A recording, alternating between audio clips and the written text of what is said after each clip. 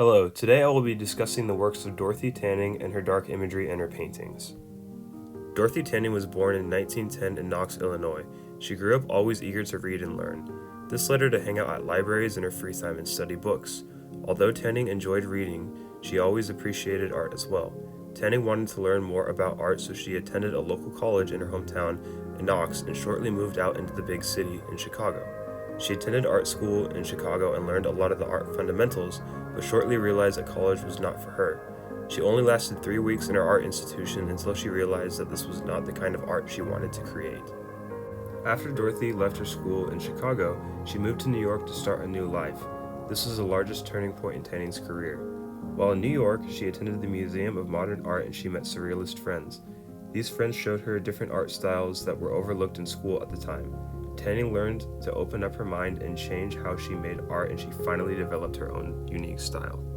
After Tanning met her friends in New York, she started to develop a unique style. Her works have been described as gothic, dark, dreamlike, and paranormal. Tanning mainly took inspiration from the dreams she would have. Dorothy Tanning would incorporate characters she would see in her dreams and put them into her pieces. This is what made her work so unique and one of a kind. Furthermore, Tanning would also love to use fabric in her works. She would incorporate fabric in most of her paintings to show a sense of motion and a sense of direction. The first piece I will be analyzing is her work entitled Children's Games from 1942. Right away, this piece gives off chilling feelings. The painting depicts two girls tearing wallpaper off of the walls and revealing female bodies behind them. In the far left corner, there is a girl who has dropped dead from trying too hard. The painting is supposed to convey a message of young girls growing up to become women, but the girl in the corner represents someone giving up on that. The depth and perspective of this painting also gives off a horror-like feeling because of the distorted sizes of objects. This creates a paranormal look to the work. Dorothy Tanning also incorporated her classic use of fabric in the dresses of the girls and the wallpaper. Most of the colors in the painting also contribute to the dark look of the painting. A year later, Dorothy Tanning created a piece entitled Concerning Wishes.